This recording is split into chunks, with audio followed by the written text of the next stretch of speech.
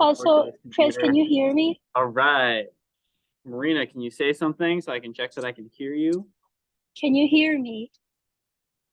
Can you hear me? She's on a bus, so I assume it's fine. All right. So I'm gonna take my jacket off because I'm wet. All right. So come on in, come on in. We're just about to get started. All right.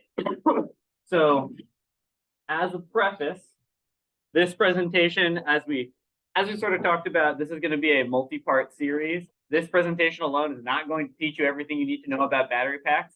In fact, I am a big fan of the idea that you can only learn about 5 things in one sitting. You know, you can learn a bunch of similar stuff and cluster that as one thing. You can only learn about 5 things in one sitting, and that's your first thing. Sorry.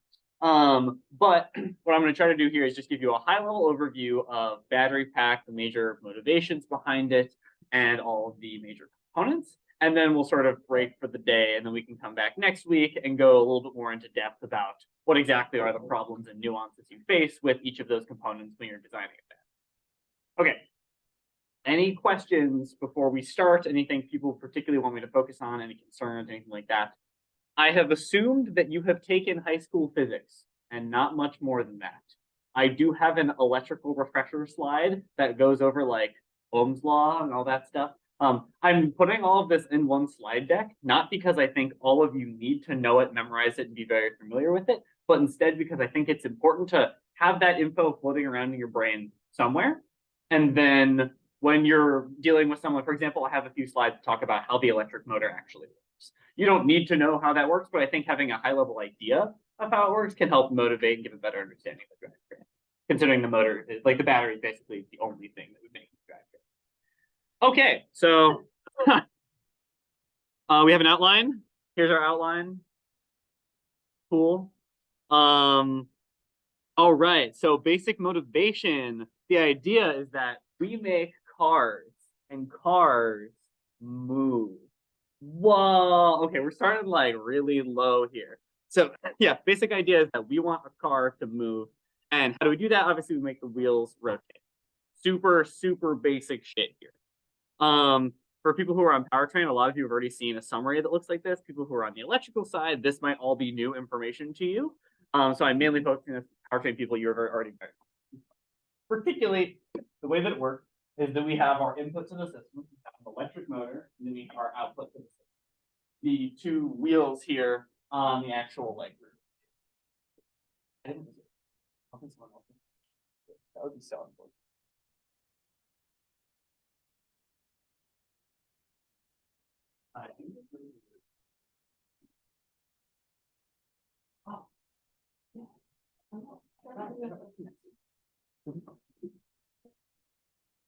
I don't actually know your name. Hello, what is your name?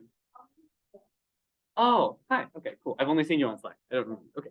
Anyway, hello. So yeah, basic idea is that obviously you have the motor that actually produces mechanical power from electrical power by some magical means that we'll get into later. That goes through this whole system and then comes out to the wheels and makes the car move.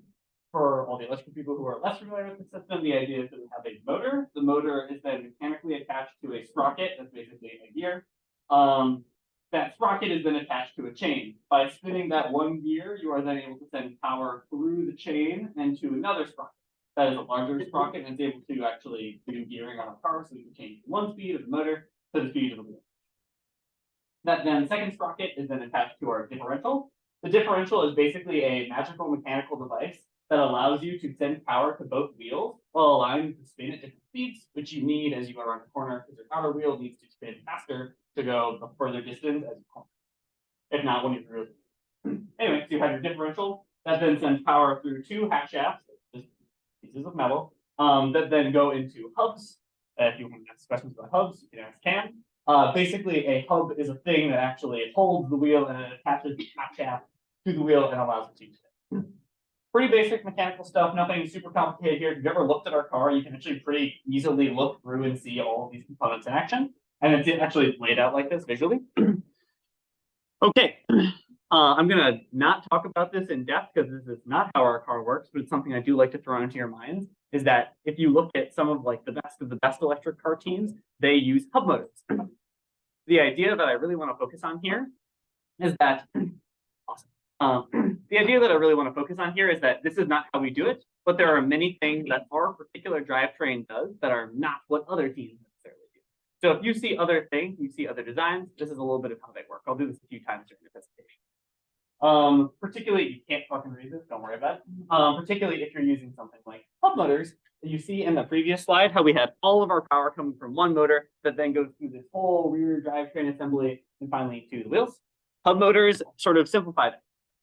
They basically take a motor and stick it directly in the wheel, and then they should say, cool, let's spin the wheel directly inside the wheel. Which you'd think, oh, in theory, that makes things way simpler. Why don't we just do that? Well, the answer is, while it is pretty cool and pretty awesome, it gives you better performance because you now have more wheels with more traction, you can do torque vectoring, all this awesome stuff. Problem is that motors like that are super expensive and designs like that are super hard. So if any of you want to take on that challenge, go for it. But I'm graduating and we haven't done this yet. But at some point, it would definitely be something cool to look into at some point in the future. And a lot of like the best teams in the world are running hub motor setup. If you're on suspension, you know more details, and there's a bunch more stuff that's not. Oh yeah, and if it wasn't already implied from here, hub motors, the idea is that rather than having one motor that sends power to just the rear wheels, you have one motor in each wheel, so you can send power to all four wheels, which is quite nice because you have double traction. Okay, so now we have the new problem. Figured out, all right, cool, spin the wheels using the motor. Well, how do we get power to that motor? Like I said, this is going to sound a bit like EE wizardry. But trust me, I'll walk it through and should try to make it as simple. Okay, so basic idea is I assume you've all touched a magnet at some point. Yes, bunch of nods, cool. Okay, everyone has interacted with a magnet. The basic idea you can remember from a magnet is that like poles repel and opposite poles attract. If you have a north and a north or a south and a south, they push away from each other. And if you have a north and a south, they attract to each other. That fundamental principle is exactly how electric motors work. They use the basic idea that not only can you have what are called permanent magnets, so like, those normal bar magnets that you've seen, you can also take a coil of wire, and if you flow current through it, that coil of wire can actually produce the same type of magnetic field as a permanent magnet. You may have run across this in physics or any. The big thing that's super important is that we can actually control both the direction and the strength of the magnetic field generated by that coil of wire by controlling how much current flows through it and in what direction. So electric motors basically combine these coils and these magnets together to give us a part that has a constant field and then a part that has a field that we can control so we can push the motor around. Yeah, basically we are able to do some magical wizardry to intelligently generate a magnetic field with these coils that can then push on the permanent field of the magnets and sort of push them around, making the motors. A big set of terminology that's going to come up a lot, many people who've already worked on the motor are familiar with this, is that motors have two major parts. You have a stator, which is a stationary part. Wow, that's where they got the name. And that is the part where the coils are, because the coils are where you're doing all this control stuff, where you're sending out all this power. So that's usually the part that stays stationary. And then you have the rotor, or the rotating part, and that's the part that has the magnets. We don't have to pump any power into the magnets, they just kind of exist. And so those are usually the part that are able to freeze. So this diagram is actually backwards. Sorry, Google has shitty GIFs. Yeah, also this example here is not actually how it works. This is a DC motor, but these are sort of like the very, very basic idea. Jumping into how our motor actually works, this is where if you start to get lost, I'll pull you back in afterwards. But if you do want to understand how motors work, it's a little bit cooler. And I think this part is quite helpful. Particularly, our motor uses a very special controller and a set of sensors called the inverter that is able to actually figure out the position of the rotor. And the main thing that we just talked about is that the rotor has these permanent magnets on it. The rotor, by knowing the position of the rotor, you're able to know the position of the magnetic fields that exist in this motor from all these permanent magnets. The great part is that if we are able to know exactly where all these fields are from the permanent magnets, we can really, really intelligently push current into the different coils of wire in the motor to make sure that we can generate fields that can sort of push that motor around as efficiently as possible. So whether that means you want to input a little bit of torque or a lot of torque, make sure that you're using that energy really, really efficiently rather than just sort of arbitrarily. Yeah, also the big thing that's sort of abstracted away is the fact that since even though there are many, many different coils of wire in a motor, all of them sort of work together to produce one uniform magnetic field that actually moves the motor. The idea that let me move this so you can actually see what's going on.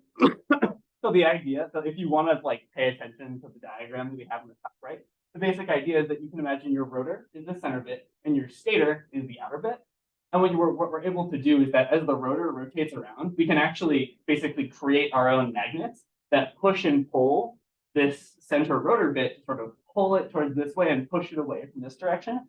And then we keep changing which magnets we're applying power to spin it around. And so what you end up actually seeing here is that if you try to actually smooth this out here, obviously it's doing it where it turns on these two and then it turns on those two and it does it in like a really blocky way. You can actually smooth this out where you say, okay, cool, we're going to send progressively more power to this one and then cut that off and send more power progressively, do it a little bit smoother. And you end up getting this basically sine wave shape to your current that flows through all the inductors. And that ends up being sort of the industry standard way that we power electric motors. That's why oftentimes in the high level summaries that we give, we say that you have DC motor coming from your battery and DC voltage coming from your battery and AC voltage coming out of your inverter. It's because we're actually sending like alternating currents and alternating voltages out of our inverter to power the motor. There's actually like, it doesn't actually work like this. There's like complicated ways where they like do jittery cut steps, whatever, to make it like a little more efficient, but this is the basic idea of how it works. And the last important part that we'll get into sort of how that works in a bit is that the motor controller actually uses feedback systems specifically to achieve a desired torque. So you can get electric motors that do all sorts of different things, like, they achieve a certain speed or a certain position, whatever. Our motor specifically is designed, and our controller is designed to be able to achieve a desired torque. And that's often the reason we do that for like electric cars is because your gas car does a similar sort of thing. Like you want more torque out, you want to accelerate more. And when you press down on the pedal, and torque gives you that relationship where speed doesn't really. Cool. That's motors. That's really the last thing that we'll talk about with actually how motors work. There's some motor equations that it's not immediately obvious why they're important, but the big reason why I bring them up is because this took us like 5 months to figure out, and I'm really mad about it. And it means it'll really help in motivating the design of the battery. Particularly, there are some relationships that are obvious, and there are some relationships that are not immediately obvious that took us quite a while to understand. Particularly, the motor voltage, the actual voltage that the motor is operating at, is strictly defined by the speed that the motor is rotating at times some constant in the data sheet. Don't worry about what the actual constant is. You can find that in the data sheet. Nice. The big thing that I want to call out about this is this tells us, number one, our motor voltage directly goes up as we go faster. And number two, our motor voltage is not at all the same as our battery voltage. They are completely independent things. While the rules does say all of our EV drivetrain stuff has to be rated for the same voltages, the motor is constantly operating at different voltages as we accelerate. And that ends up becoming important for your power equation. Same thing, motor torque, but on the mechanical end of things. Our motor torque is directly defined by the current flowing through the motor times, again, some constant. This gives us, once again, the very helpful relationship that the current flowing in the motor is completely different from the current flowing out of the battery. The main reason that I mentioned this part is to sort of tie back into that torque feedback system thing I mentioned on the previous slide. Is that the motor controller doesn't have a good way of measuring torque, but it does have a really, really accurate way of measuring current. And so the way that it's determined how much torque we're outputting and how much we're sort of accelerating is by actually monitoring the current and saying, I know that this amount of current means this amount of torque because of this linear relationship. The big thing, the only real thing that does actually correlate between the battery and the motor is power. The basic idea from physics of law of conservation of energy, the actual power flowing out of your battery pack is the exact same amount of power that your motor is using. But otherwise, the voltages and currents are all completely different. And this is a really important discovery that took us ages to figure out because we're stupid this year. But it's actually really helpful because that means whenever you're doing thermal calculations or whatever on the motor or on the battery pack, those are all completely separate. And you have to have all these factors like your motor RPM or whatever to be able to figure out the power consumed by a certain system or the heat generated.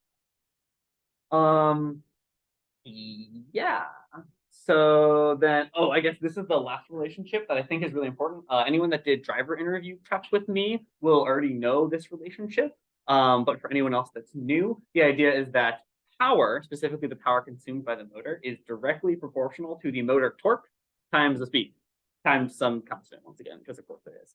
The basic idea that you can learn from this is that if your car is consuming a lot of power, it either means that you're using a lot of torque, or you're going at a really high speed, or worst case, you consume the most power when you're going at a very high speed and using a lot of torque.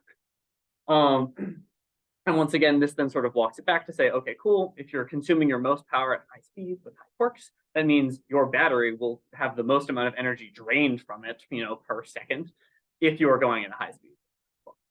Okay, cool. These are helpful, especially if you're interested in doing any modeling stuff. I know that's going to be more of a systems integration lead type thing, but it's definitely something if you're interested in batteries that you'll be involved with knowing these equations and knowing how they work. Obviously, I do have to add a little caveat onto here is that technically these equations aren't 100% accurate. Motor manufacturers do their best job to make these be accurate as much as possible. But specifically, if you spin your motor with no load whatsoever, you just sort of spin it in the air, and then you attach it to the car and you like lock it up and you say lock the brakes and you do maximum load, you will get slightly different results and it won't perfectly follow this. That's a thing that manufacturers know about, and you can get more information from them if you end up running into those particular issues. That is literally fucking everything about motors. So if you don't care about motors, welcome back. Hi. Give a good few minutes. And yeah, so now let's jump into the drivetrain. Basically, the idea is the EV drivetrain is everything else. So we're not going to talk about how the inverter works because we kind of already covered that with motors, and we already talked about how the motor works. So now we'll cover the battery. Wow, look at this super complicated diagram that explains how it works. Basic idea is that you have a battery. Battery is just like the gas tank for our car. It stores all the energy to make the car move. So if the car physically moves at all, that is what our battery pack does. Obviously, you have this motor controller, also known as inverter, that we already talked about. It basically takes in this DC power from the battery pack, and then it converts it over to this sinusoidal AC power. That is the only power you can use to actually spin the motor, which then spins the wheel. I assume this is clear. Cool. Also, if anyone has any questions, it's just like raise a hand. So if anyone has any questions on the topics up to this point, you can let me know. Like I said, most of this is like foundational background stuff that you don't have to remember all of it to be able to do battery stuff. What's up? Did you talk more about motor current? Yes. So the current flowing, when we say motor current, we are talking specifically about the current flowing in the coils in the motor, which, because of the fact that they're inductors and inductors don't allow for instantaneous change of current, the average current flowing in from like the battery, so the average current like flowing into the motor, into the inverter, is not going to end up being the same as the current flowing through those coils. Because we do a special thing where you basically like inject current really quickly to get the current up super high and make a lot of torque. But then you'll look and you'll see like 1 amp is flowing out of the battery, and you'll have like 200 amps flowing in the motor at a very low speed. And all of that will go with your like conservation of power equation.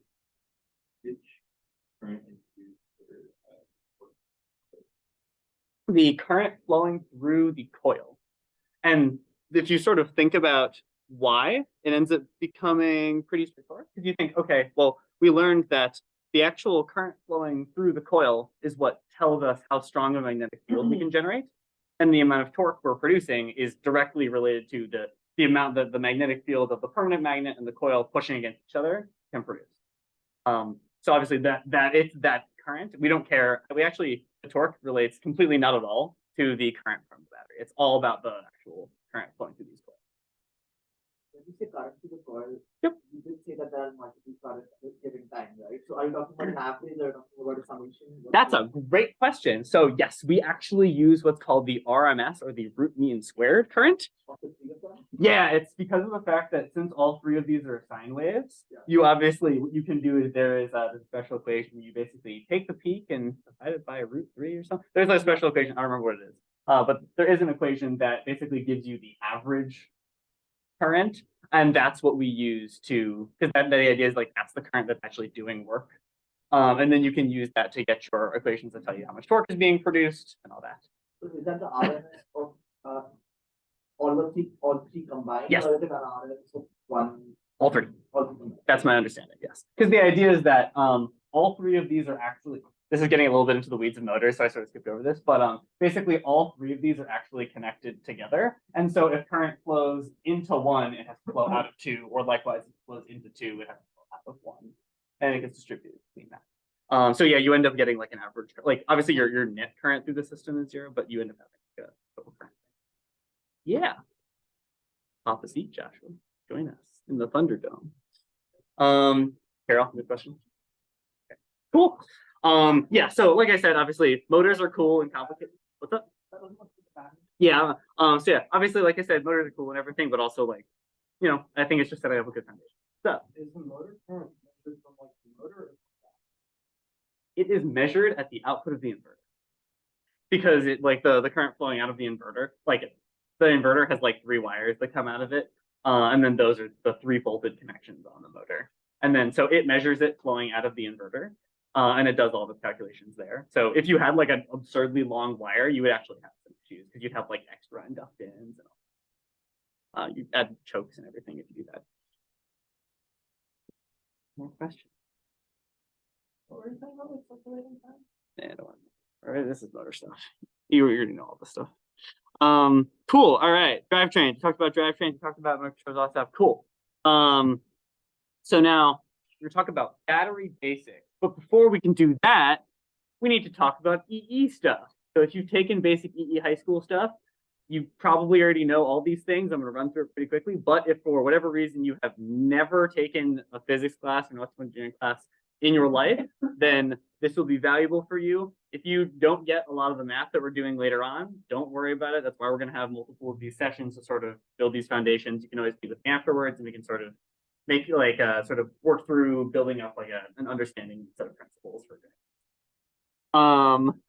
I think this is all the important stuff. I can read it, but it's there. You can read it too. I recommend you read it while I read it out loud because apparently that works well. Yeah, the basic idea here is that first I just want to call out our units. Obviously, we have a unit of power. Power is in watts. You know, you could do it in many different types of units, but watts is normally the unit that we're working in. Current is in the unit of amps. Voltage is in volts, and resistance is in ohms. Like once again, if you've taken high school physics, all of these things are things you've covered before. A few major laws that are very important, relationships that will come up a lot with our battery pack. Specifically, if you're doing the electrical side of things, you've probably already seen this. If you're on the mechanical side of things, I would recommend that you get a basic familiarity with these elements, but you may or may not have to work with them on a daily basis. Basic idea is you have your power law, which essentially says that power is just equal to your current times your voltage. So for example, if your battery is at a given voltage, let's say 1,000 volts, it would never be that. Let's say 1,000 volts, and you had 1 amp flowing out of it, the power flowing out of the battery is just the voltage times the current. So 1,000 volts times 1 amp is 1,000 watts. Wow. Ohm's law, super basic, just tells us that voltage is equal to your current times resistance. I can keep going through and giving examples, but I assume you all can do basic math. Yeah, Kirchhoff's law. Actually, just to get a basic poll of the room, when I say Kirchhoff's law, raise your hand if you feel comfortable and know what that means. Okay, so like most people are McChilling on it, so I'm gonna skim over this. But once again, if any of you are not as comfortable with it, come let me know afterwards, and I'm more than happy to go into it in more detail. I just don't want to sit on it if everyone's like, I know what this is. So yeah, once again, if you want to go through all these things, if this is new to you, come talk to me afterwards, and I'm more than happy to go into more detail. But yeah, EE basic stuff. There's a practice slide. If you want to test your knowledge of any of these things, I don't think you should, but once again, I sent the slide deck out, so you can always test all of your knowledge. There are the answers. And then, yeah, okay, now actually talking a little bit more about batteries. The high-level idea of our battery is that obviously the battery has to store energy. Specifically, the motivating forces here is that we need to store enough energy to power the motor for whatever its mechanical requirements may be for all of endurance, plus, ideally a little bit extra so that way we have a little bit of margin for error. Our current battery, by the way, is not designed to do that, so that's stupid and we should change it. The battery has to be able to output power. Specifically, it has to be able to output enough power to let the motor do whatever it wants to or needs to be able to do. Once again, that's why we sort of explained a little bit of motor stuff. And also, these are requirements that you would be given by someone like, let's say, a systems integration engineer or someone on the more larger drivetrain design on powertrain. As these are requirements you wouldn't be coming up with as a battery pack engineer. Instead, you'd be focusing more on a full drivetrain engineer. I'm assuming integration lead plus powertrain lead will probably be working together.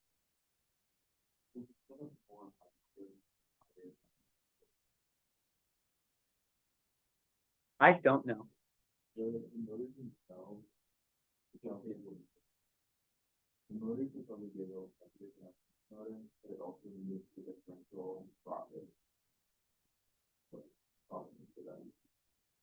Are there four inverters in the hub motor setup? You can get inverters that it's like one controller with four split out power stages, and then it sort of controls them together. But most teams that I've seen basically end up running four distinct inverters that are then combined together into one enclosure. But there are like things that do combine them together in some parts. But you never have like the same set of three outputs goes to two motors. I don't think there is this. Cool. All right. More battery stuff. Obviously, we want the battery to be small and light. Obviously, that's like a super basic. That doesn't come from a particular driving force. That's more of the idea of to make our car as fast as possible, we need our car to be as light as possible. And then same thing, to actually make packaging and mounting easier, we want to make the battery as small as possible. This will end up becoming really important later on when we talk about cell selection. The last few things is that, one, we want to make sure that we don't overheat the battery. We didn't think about that this year, and that will be a problem. FYI. But yeah, basically you want to make sure the battery is heating up as little as possible because A, this reduces your actual cooling requirements, which reduces weight, reduces complexity. And then also, reminder that any heat that is generated by your battery pack is energy coming out of the battery cells that is not being used to drive the car, which means it's lowering your efficiency and it's just wasting energy. That's definitely not something good.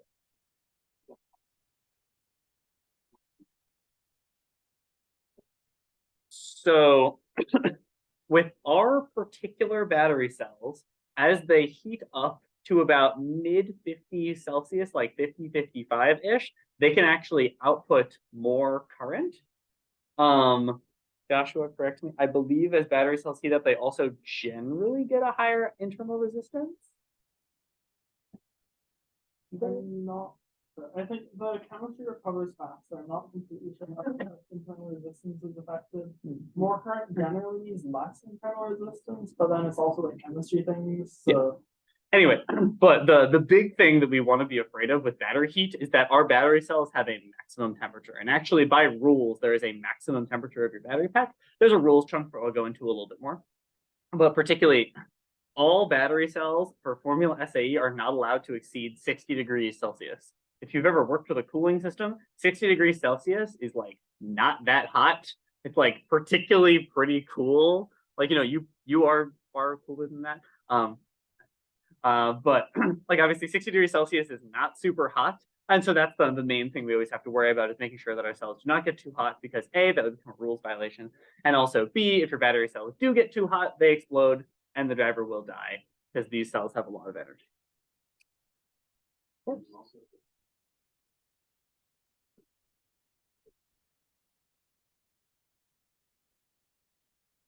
Yes.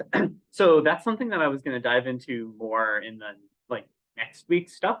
But yeah, definitely there's a whole bunch of considerations that go into, we're particularly talking about the small and light and packaging and all those considerations. It's that, yeah, 100%. Our battery pack for people's reference this year weighs somewhere in the range of 100 pounds or more. And obviously that is a significant percentage of the weight of the overall vehicle. Like, that's like a whole fucking person in there. And that's just the weight of the battery. So the exact placement of that, making that as low as possible, making that as close to the center of gravity as possible is always going to be greatly advantageous for the performance of the vehicle. And we want to be able to enable that as much as possible. Cool. And then the last thing is obviously we need to follow the rules. There's so many fucking rules about this goddamn battery. Because, we want to go to competition. Questions on the slide?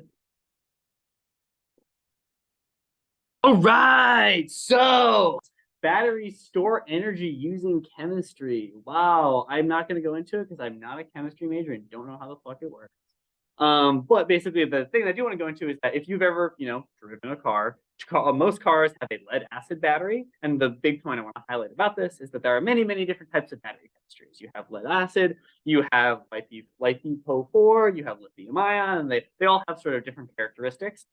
The big thing that I want to emphasize is that we use lithium ion batteries. This is the type that you're going to find in your phone and your laptop. And the reason they are the big industry standard is because they have the big energy density. Specifically, they generally have energy density that crushes all the other options. And that's why we use it. That's why every, major car manufacturer uses them.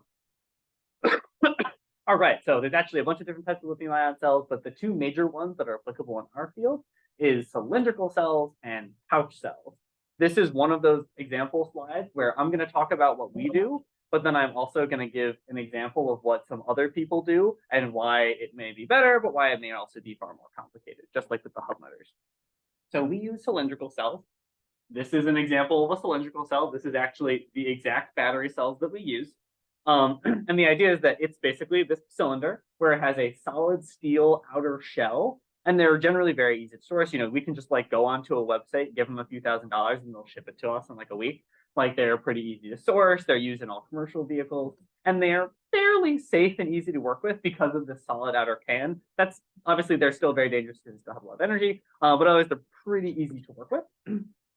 On the opposite end, you have pouch cells. That is more of what you'd be seeing in something like your phone or your laptop. They can come in these very thin pouch, sort of baggy shapes. They literally are just cell chemistry in a bag. There's a little bit more in there, but the idea is that there isn't a solid outer casing on it. And that makes it great because it means that they can be super light. They can have much higher energy density per pound because of a bunch of other stuff as well. The main issues that we run into is, number one, they are far harder for us to buy in bulk because there are not as many online vendors that sell with a diverse set of options as cylindrical cells. They do exist, but they're not as great of options. And then, while I said they're awesome, they actually have higher energy density per pound, which is awesome, and they even generate less heat, which is great. But the downside is that since it's literally like a bag of explosives, you want a bag of explosives sitting under you. Basically, they're far easier to make them explode. They can change shape. They can pressurize. They can have all sorts of issues. One thing where they have a specified amount of materials that apply to them because otherwise they start. And that's not great. Yeah. So, like I said, they have a bunch of nice benefits that what make them really awesome and cool. And for example, we did some quick math out with some pouch cells we found online, and our battery would have more than enough energy to finish endurance and generate a fifth of the heat if we moved to pouch cells, which is very, very advantageous. So that would be for the same weight or less, which is sick, which, I saw a few eyes perk up there. But yeah, it's also reminder, our pack has to be able to take a 40G impact from all directions, and that's a fucking bag of danger. So if you want to figure out how to package that, I support you. But we went for cans because cans are a little safer. But yeah, so the main reason I mentioned this is that actually a lot of the really good teams, specifically if you go over to Europe, Formula Student does have different rules than us, so don't take all of this perfectly. But there are a lot of student teams over in Europe for Formula that do use pouch cells, and they crush our times. So someone knows what they're doing, not us.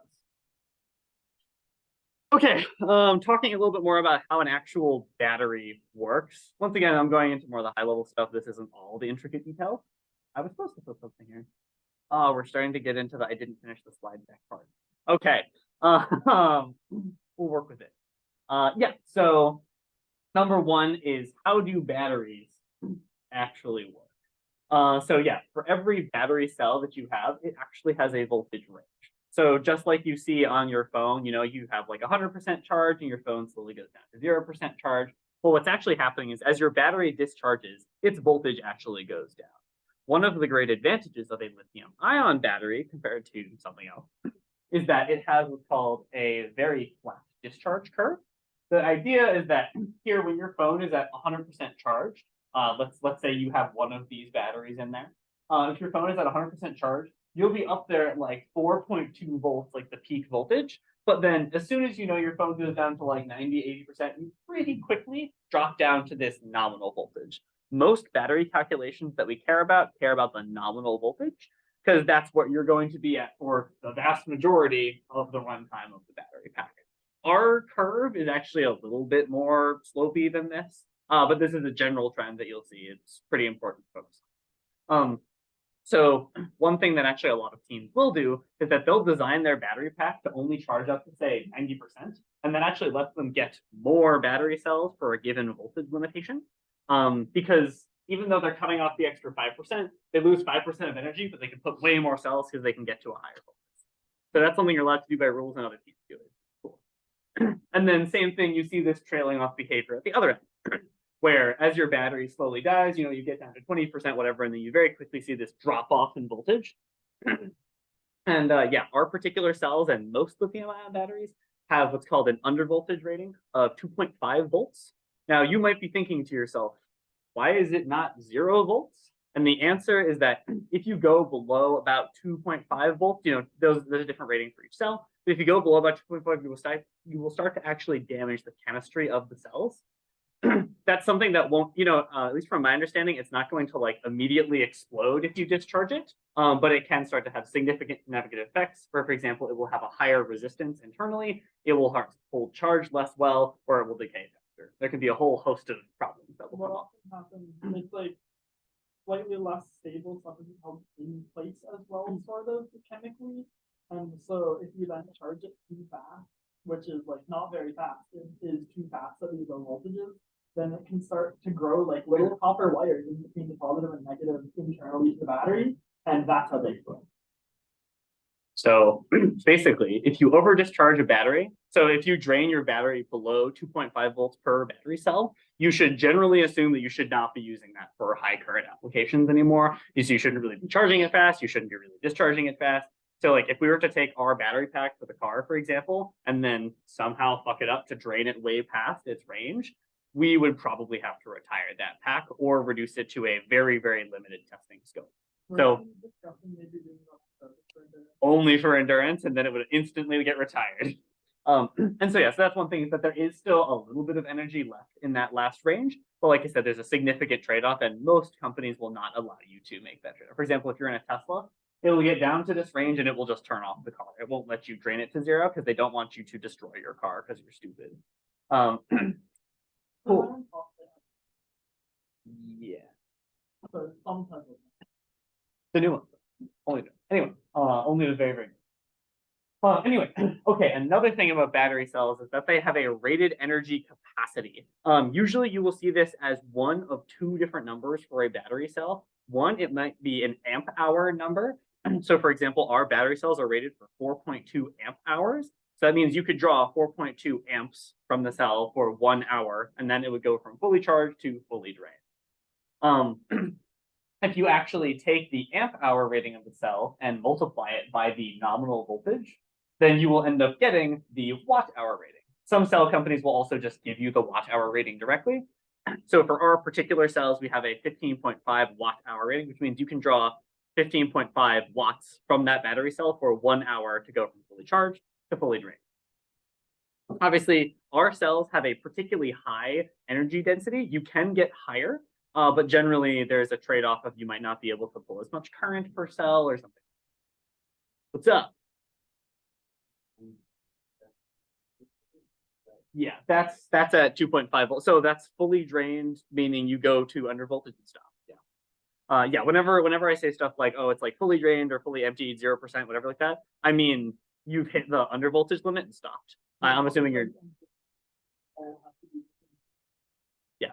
But like, yeah, you could also, from my understanding, you could like try to do something the other direction. You could try to like charge it past its peak voltage, but there you very quickly run into exploding batteries. yeah, I think there exists lithium-ion chemistries that go up to 4.35 volts. I think my phone battery might be 4.35 volt max. Yeah. Which is weird. And then those ones are 3.8 volt nominal instead of 3.6 or 7. Yeah, so those are very common.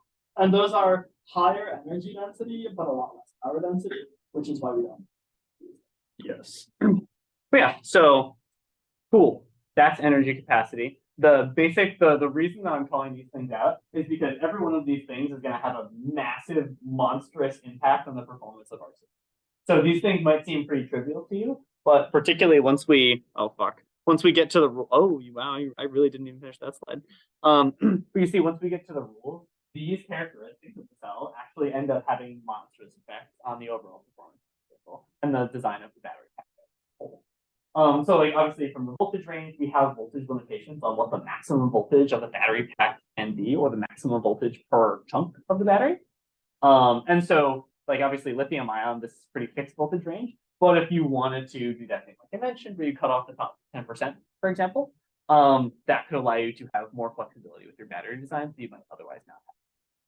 Obviously, energy capacity. The big thing about this is that for a given cylindrical lithium-ion battery cell, they come in general like sizes standards. Like I think in particular, I don't call it out here. That's fine. For example, our battery cell is called a 21700. It's a battery cell that is 21 millimeters by 70 millimeters, and it's a little cylinder. That is one of the standard battery cell sizes. That's the size Tesla uses in all their cars, for example. And so basically, if you're using a battery cell that's about that size, all of them are going to weigh about the same amount, about 70 grams. 70 grams. Oh, I had it right there on the slide. The big thing is that since most of them are going to weigh about the same amount, and they're going to be about the same size, you want to basically get as much energy capacity as possible for that given weight size. Current sourcing ability. Okay, so this is when it gets into why that relationship between motor power and battery power is important to understand that they are separated things with the currents and all that. Specifically, these battery cells were selected to be able to source as much current as physically fucking possible, while still maintaining a high energy capacity. That's actually why we picked this cell, and this is why Tesla sponsors this cell to people, is that it both has a very, very high energy capacity, and it can supply a lot of current per battery cell. For example, your average lithium-ion battery cell can supply, what, Joshua, 10 to 15 amps, maybe 25? Yeah, so most lithium-ion cylindrical cells can only supply something in the range of maybe 15 to 25 amps per battery cell. We can do double that continuously, or in ideal conditions, up to 90 amps at peak. Obviously, this comes with a massive caveat of if you're driving your car at low speeds, even with a high amount of torque, if you're at a low speed, as we talked about with our motor, your motor is still not drawing a lot of power. And since your motor isn't drawing a lot of power, that means there isn't a lot of power coming out of your battery pack. The voltage of your battery pack will stay relatively constant as you drive. It'll slowly drop down as you're discharging it, but it'll stay relatively constant. And so then, because of conservation of power, that tells us that since our battery voltage is very high, and we're not drawing too much power from the motor, that tells us that the current we're drawing from the battery can actually be quite low. So walking all of that back and putting that all together, that tells us that if your car mostly focuses on high torques at low speeds, and you don't really do as much work at higher speed, you might not draw that much power. And if you don't draw that much power, you don't need battery cells that need to be able to source that much current, which can be a massive advantage. But like we said, we wanted to build a battery pack this past year that sort of enabled as much as possible. But that's definitely a change that could and should potentially be reconsidered in the future. Another thing with higher current sourcing capability, they generally goes hand in hand with lower resistance, which means I'll talk about most of the how time, the more current you source, the less you need on the lower currents. And that segues perfectly into internal resistance. Does anyone want to guess what internal resistance means? That's not an EE. And the C. Fuck you. Cam, you look like you. Yeah, give it a shot. You got it. Nice job. I don't have I would give you do we still have those fireball shots? I would just huck you one. All right, so yeah, internal resistance, Cam got it totally right. Every battery cell supplies voltage, Franklin's graph, at the outputs of the battery. But that battery can't source an infinite amount of power, because obviously, if there was no resistance, then you could theoretically attach a motor that draws a gigawatts of power, And then you could attach, you could attach a motor to that, and then that battery could just supply all of the power in the world, and one battery could power the entire universe. Obviously, that's not how it works. And it wouldn't last. It wouldn't last for very long, but it could supply the fucking sun's worth of power for, a nanosecond. Obviously, that's not how it works. And if you've done electrical stuff before, this is part of your definite equivalent circuit. If you haven't done electrical stuff, don't worry about it. The idea is that, yes, batteries actually act like a supply of voltage that then has a resistor. And the resistor in there is called your internal resistance. I believe this comes from battery chemistry. Well, so there's also Like another physical thing contacts. related to current sourcing ability that isn't internal resistance is the recovery speed of the chemistry. So it's sort of like a capacitor and then some chemicals and then We'll leave that for like presentations. But yeah, basically your battery has an internal resistance. The main thing that Joshua highlighted that I think is really important about the internal resistance is that when you draw current from your battery pack, your internal resistance will directly tell you how much heat your battery is going to generate. So having a lower internal resistance is always going to be better. If you think about this from a power law perspective, I'm assuming, because you all seem like you were pretty comfortable with power laws, all that stuff, yada yada. So our power law, you know how power was equal to current times voltage? Well, if you put in Ohm's law into there, you get power is equal to your current squared times the resistance. That actually applies for our battery cell. So if you have, let's say, 30 amps of current flowing out of a battery, and you have the 16 milliohms of internal resistance, you actually have to do 30 squared times 0.016, and that is just the heat, the raw energy that your battery will waste as heat. And so that tells us that if we're drawing a lot of current from our battery cells, we'll generate a lot of heat. That's why, once again, if you do driver interview stuff, that's one of the things we talked about, is if you're doing high power at high speed, when you're drawing a lot of power out of this battery, that's when it's going to generate its most heat. For example, I think under absolute most ideal conditions, our battery pack can output like 210 kilowatts of power, 70 or 80 kilowatts of which will just be heat. For reference, that wall outlet can output about 1,500 watts. So we're talking like 1,800 watts. So we're talking whatever that is, 160. Our battery can generate like 160 times more heat than that wall outlet. And that's just the heat. That's not even doing work. So just to sort of put it into perspective of just how much power our current battery pack can put. So yeah, obviously you want the internal resistance to be as low as possible. And once again, that's one of the benefits of power cells, is that they have a lower internal resistance generally. Yeah, so cool. Then to sort of touch on the brief mechanical elements of the battery pack is that, number one, you have to think about the size.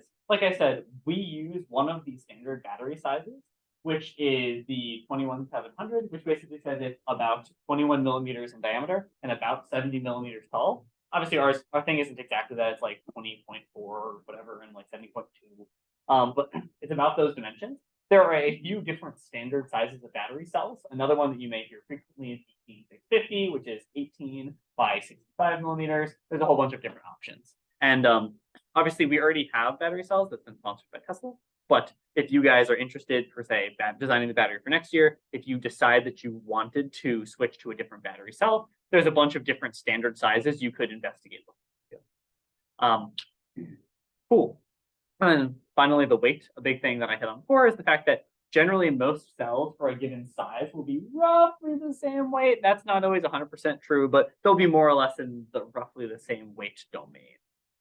So yeah, obviously, if you move down to a smaller cell, like an 18650, then it's going to weigh less, but most 21700s are going to be about the same. Questions? Okay, and this is where we start to get into the lazy slides, and we'll all start to have to weigh in a little bit more. Okay, so the idea is that, okay, cool. Now we know how a battery works, and we know how resistance works, and heat works, and energy, all that stuff works. Cool, let's talk about it actually within the scope of building a battery. How do we actually get a higher voltage for our battery? Well, we already talked about this in one of our basic EE slides. If you take two battery cells and you connect them together in series, their voltages add together. So for example, if you wanted, I don't know, 100 volts, and you only get, let's say, 4 volts per cell, you would have to add 25 battery cells together in series to be able to generate 100 volts.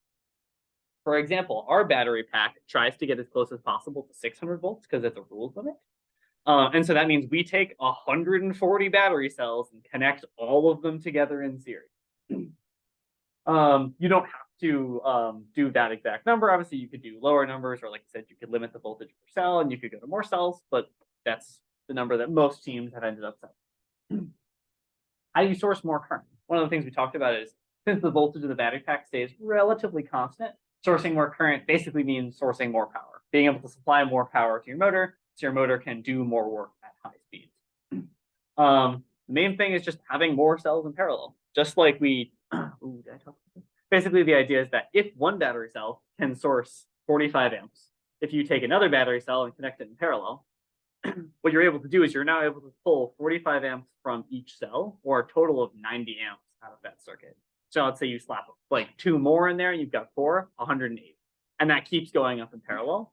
So if you needed a system that could source, let's say like 1,000 amps, you would need to connect like fucking whatever it would be, 20 or 25 of these together in parallel.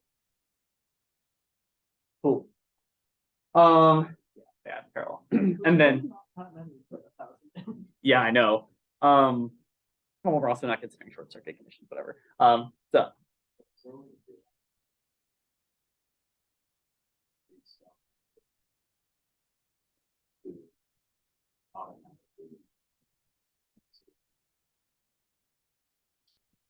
So in theory, there is a system design that could change series in parallel, but the problem is that, oh, okay, so in theory, if you had like a magic machine that could move around cells, I guess you could have a thing that could rearrange it to say, okay, cool, you get a bunch of cells in parallel at a low voltage. Obviously, let's say you're fixed with like 100 cells. You can rearrange it to be like ultra low voltage, maximum current at low speed. And then you could rearrange it to be high voltage with not a lot of current.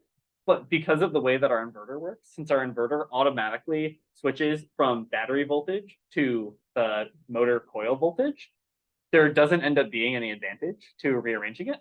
And you basically always want to just leave it as whatever your design is at a high voltage, and then the inverter will always step it down for the voltage. So now the big one is obviously energy. How do we add more energy? Well, like we talked about, every actual battery cell is about 15.5 watt hours or more, depending on the cell.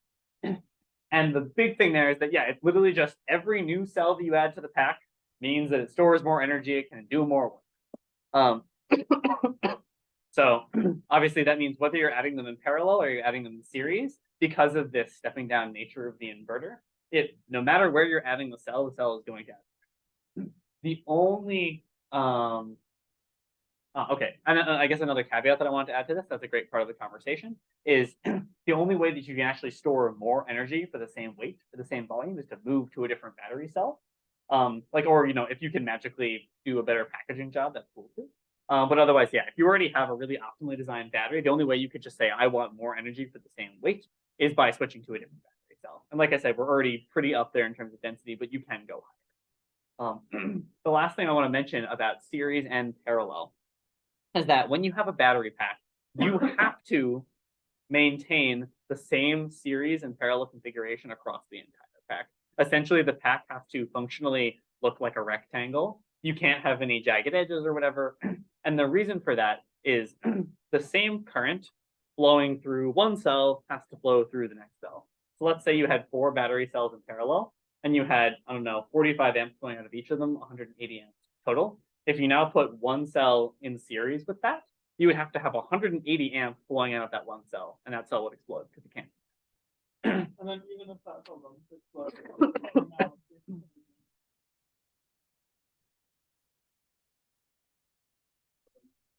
and it generates 16 times as much heat. So obviously, well, you could theoretically design a battery that would change parallel configurations mindlessly. The industry standard is always just say, okay, cool, we're gonna maintain the same number of parallel elements the entire way through. Same thing, you're gonna maintain the same number of series items all the way through. This, with our current pack configuration, gives us a really weird trade-off that actually fucks all the designs. So our battery pack is currently designed in a 140 series or parallel configuration. So that means that we can source, that's why I've been doing all this math with 4 cells in parallel. We can source up to 180 amps.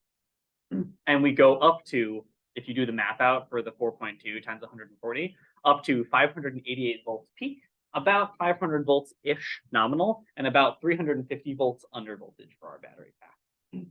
So the annoying trade-off that this gives us is that if we want to add more energy, we have 2 options. We can, 1, go to a different battery cell type, or we can, number 2, add 1 more battery cell in parallel. Because like we said, if you add another one in parallel, if you go up to 5 parallel, you've now added more battery cells and significantly more energy, 25% more energy.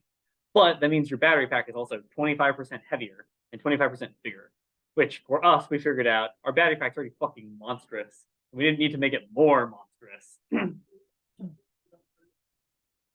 Yes, and that is totally an approach that could be considered on the electric. Would be saying, hey, you know, you can potentially, to increase energy, you could actually add more in series. And then your peak voltage could get even closer to 600 because you limit the charge of each cell. And you can get more energy out of the same thing. There is an optimization equation there of like you're losing the 5 or 10% at the top to like add more cells. So there's like an equation you can do to calculate it out. Cool. We've started to hit actual like battery design topics. So do people have any questions, any ideas, any fun thoughts? How's like the weight of our battery compared to? Other like FSA teams? Our battery, okay. We need to do some testing to validate what we've simulated because we're confused. Basically, our battery has an energy capacity of about 8.7 kilowatt hours. For reference, your average Tesla Model S is about 100 kilowatt hours, and your average Tesla Model 3 is going to be somewhere in the range of 60 to 70 kilowatt hours. So, you know, we're much smaller. Or laptop is only 60 to 100 watt hours. So Monstrously different. Yeah, so our battery pack is at about 8.7 kilowatt hours. Most teams, from the people that I've talked to, Joshua has talked to a bunch of people as well who work on teams, run something in the range of about a 5 kilowatt hour battery pack. But all of our simulations tell us that our battery pack is going to run out of energy before we finish endurance. That's going to be a fun thing that we're going to figure out hopefully in the next few months. For Chow.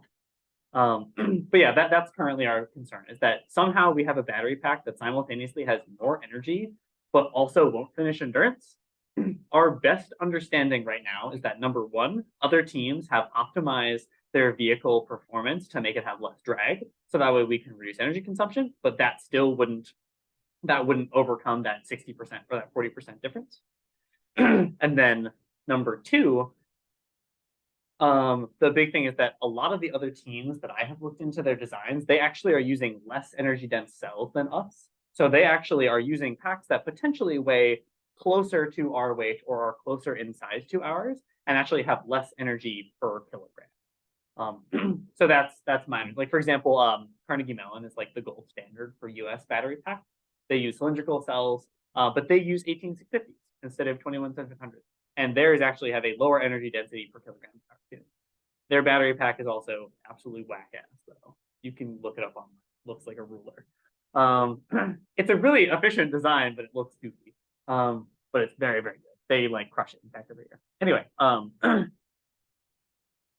yes, I assume that answers your question. Yeah, I guess if we're, what would make that big of a 40% seems like a lot. Yes, and that is why we are so confused right now. Our understanding is that a lot of the other teams also just drive slow, and then yeah, and so then the idea, just like we talked about, there is a significant difference in your heat generation. So how much energy you're wasting to heat, and also a significant difference in the power consumption if you drive just like a bit slower. So, you know, if let's say you cap your car to like 40 miles an hour, now you're going to draw way less power, especially if you're light on the throttle, you're cruising around at like 40 or less, your car is going to easily finish endurance. Versus, you know, if we're doing what we do, where we're fucking flooring it, maximum brake, all the way up to 60, back to 0, monstrous acceleration, then you're going to burn through that. Cool.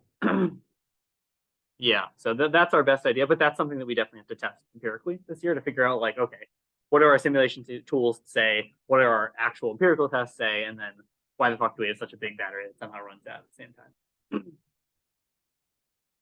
All right. I'm not sick. I just have a thing like this. Okay, so let's jump into the rules. There is like literally like 30 pages of rules that cover battery stuff. So obviously I haven't put them all on the slides. You can tell that this was last second because I literally launched. Yeah, this is starting to get into the slides where I like wrote them in 5 minutes. So don't be surprised if I'm missing anything. But basically the rules call out a whole bunch of things about our battery pack that really heavily affect the design. The so the number one thing about the battery pack, oh, Sid, what's up? Oh, double stick, what's up? So the number one thing that I want to highlight, that was sort of the big driving factor that we used going into our battery design, was number one, looking at the maximum battery voltage. According to Formula SAE rules, you are not allowed to have a battery that is more than 600 volts, and that is a hard limit. Yeah, so obviously, like I said, that was one of the big driving factors that motivated why we picked 140 cells in series. It's because if you look and you say, okay, cool, 4.2 volts is the maximum voltage for our cells. If you do 600 divided by 4.2, I think you get 142 cells in series. And then because of the segment rules, which I'll talk about in a second, you end up having to split that up we split it up into 140 in series rather than 142. And that's where we get the peak of 588 rather than 600. Cool. Same thing, we have a maximum power limitation. So our motor, for example, both our motor and our battery pack are overspec for competition rules. Like I said, our motor can, in ideal conditions, output like 140 kilowatts of work, and even in nominal conditions can output like 90 kilowatts of work. That's not including, like, heat is already taken out of that equation. But by rules, we are only allowed to output 80 kilowatts of power at an absolute maximum from our battery pack. And they do have an actual meter that is installed in our battery pack that checks this at all times. If we do an average of more than 80 kilowatts for more than 500 milliseconds, we are either penalized or disqualified. I don't remember which, but they don't like it. To put this into horsepower terms for normal humans, 80 kilowatts translates over to, I think, about 105 to 110 horsepower-ish. So, obviously that's quite a bit of power. It's still quite a lot. But once again, really focusing on with an electric car, a lot of what we're doing is we're not focusing as much on power. We're focusing a lot more on torque and saying, okay, cool, can we put this torque to the ground at a given speed? Because like I said, you can do all the torque in the world at low speeds, and it's going to consume far less power than moderate torque at a very cool. And then the big one that massively affects the actual mechanical design. So if you're mechanical, this is going to be like the big thing that fucks your life. Is that the battery must, by rules, be split into segments. So basically just like chunks. And the only real rules that they have about this is that each segment of the battery has to be less than 6 megajoules of energy. There's just an equation that converts between watt hours to megajoules. I think it's like divide by 3600. A watt hour is I think it's watt hour per second. So then in hours, yeah. So like you can convert from watt hours. Yeah. That's the equation. But yeah, basically, so obviously there is a rule. There's like an energy limitation. So obviously you can't put an infinite amount of battery cells into one segment because otherwise you run into that limitation. And then same thing, there is a voltage limit for every segment that says that segment cannot go over 120 volts. You can attach multiple segments together in series, and that's what we do. We have 7 segments that are connected together in series, each of which has a peak voltage of 84 volts. And then the 7 of them are connected in series to give us our 588 volts. Obviously, that's something you could totally redesign. I know teams that run 5 segments. I know teams that run 10 segments. I think I even found a team that ran like 16 or something. You can get wild configurations. And the rules specifically does not limit how much energy your battery pack as a whole can contain. Each individual segment can only contain about 6 megajoules or less, which I think is like 1.2 kilowatt hours or something. So you can only contain that much energy, but it doesn't say how many segments you can have. So you could actually put like a whole fucking Tesla battery, like 100 kilowatt hour battery in our car, and that's like rules compliant. You just would have to figure out how to fit it. So that's cool. And then the last thing that's actually just useful is that these segments can't be like theoretical of, oh yeah, of course we split it up. Ha, ha, ha. No, they have to be like distinct separate chunks of the battery that have to be disconnectable using a toolless plug known as a maintenance plug. Basically, they're these little toolless connections that disconnect both terminals of the battery. If you've worked on the battery at all, you're very familiar with maintenance plugs because those are the things you've been. Yeah. Okay. Cool. And then there's some other miscellaneous things that we have to do that will sort of motivate the different parts that we have inside our battery. Number one is that every single battery cell in the whole fucking pack must be protected against what's called overcurrent. The overcurrent is basically like you have a fuse and the fuse makes sure you don't damage the thing. Particularly the rules defines overcurrent as every device, let's say a battery, has a maximum current rating. So for ours, it's about 45 to 90 amps, depending on conditions. And the idea is that that fuse has to be spec'd to be a lower value than the rating of your cell, such that if you were to like draw more current out of your cell for whatever reason, because something goes wrong, then the idea is that the fuse should pop, or basically it should break to protect the battery cell before the battery cell gets damaged in some way. We skirt around this in the rules because we're bastards, because of a nuanced thing. But don't worry about it. And then the last thing on this is the fact that we have to actively monitor. Okay, we have to either directly or indirectly monitor the voltage and temperature of every single battery cell in the pack. So obviously, Joshua, BMS guy, is very familiar with this. There's a bunch of rules that talk about how this works. Yes, and so the specific call out in the rules is that yes, you have to be directly monitoring the voltage of every voltage in the pack. And then the temperature, you have to be measuring the temperature of at least 20% of cells, either on the cell directly or within like 10 millimeters or something of like the edge of the cell. But you shouldn't do that. That's for if you do, that's not thing. But yeah, so the main thing that we get to call with that is very helpful is that for the battery management system, since we have multiple cells that are connected together in parallel, as we talked about, voltage sources in parallel just get connected together. There's no special voltage adding or anything like that. And since we are connecting together 4 of these cells in parallel, we only have to actually check the voltage of one of them to be able to know what all of them are because they're all connected together. In reality, we connect them all together using a piece of metal, and then we just check the voltage of that piece of metal. But in theory, you could check any of them because they would all share the same voltage because they're all. Whew. All right, and this is going to the last slide that I have, and then I'm completely winging it after that.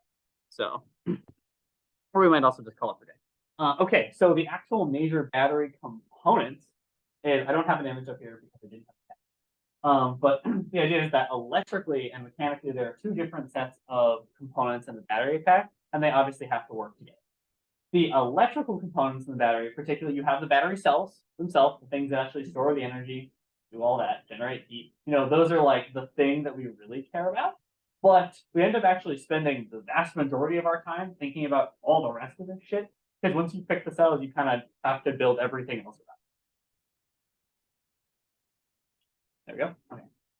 So the next thing in the electrical part is what's called the bonds. So this is when I'm going to slide up the thing and I'm going to draw stuff because I didn't make diagrams. Okay. So.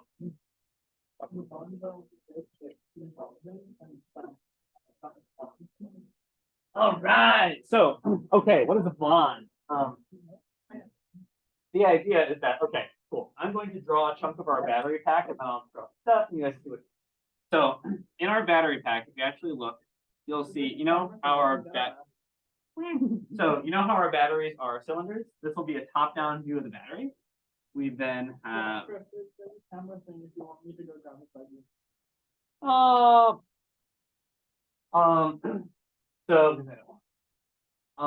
yeah, so the basic idea is that, okay, cool. So this is a top-down view of a chunk of our battery pack.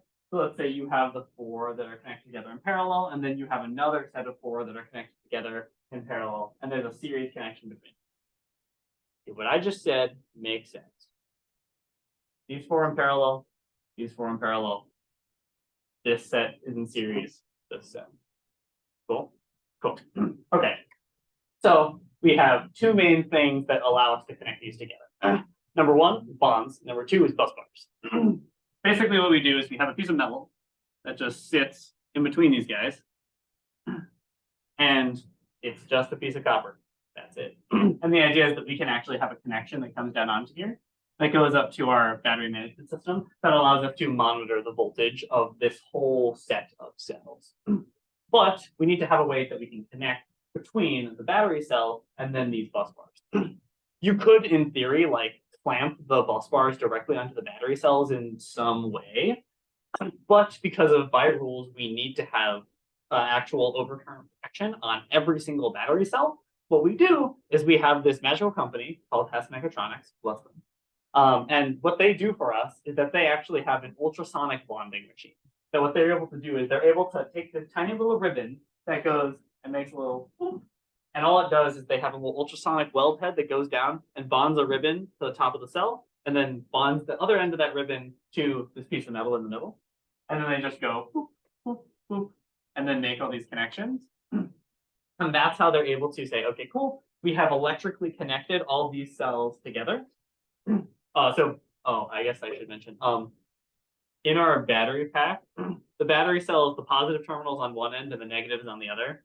Not really true, but don't worry about it for now. So obviously to connect things in series, this would be the positive terminal of one side and then the negative terminal of the other side. And so that's here in series. You get the same thing on the opposite side to keep going. So like that. Yeah, it's exactly before. But yeah, so the idea is that you have these bonds and they make sure that it's literally just like a thin piece of metal. I think it's aluminum. And the idea is that because it's a thin piece of aluminum, when you flow a lot of current through a thin piece of aluminum, it gets hot and then it will just melt or explode depending on the material. And that's how we're able to get overcurrent. Is if one of our cells were to short circuit for whatever reason, let's say, what would happen is that a bunch of current would suddenly start flowing through that cell, and same thing, in series, it would flow through the bond, and that would make the bond heat up, and it would literally just break, and then now your cell's not connected. In an ideal world, what would happen is that would protect one cell, but we also design our pack to have a cascading failure behavior, which essentially means that if you draw like the maximum amount of power from our battery pack, enough for it would start to be a problem, we try to design it in such a way where if one bond breaks, then now these three bonds shouldn't be able to withstand the current that would otherwise need to go through four. And then once the one breaks, then the other three should all break at the same time. And then your whole battery pack turns off. Doesn't really work that way because of some stupid rules. But this is sort of one of the ideas that we use to sort of pick our bonds. Okay, cool. So that's a bond. If you guys want to see one, we just like have battery packs downstairs that we can go get and show to you guys. I'm not going to do that today, but we can do that if you want. So When this breaks, say at form, one of these segments break, and you just take the segment out and work with the rest. There are two options. If any bond in the entire battery pack breaks, you can, number one, make spare segments that you could drop in as a replacement. Like, obviously we have 7 segments, so we could always make a few spares and drop them in. We haven't done that. We could. That'd be one option.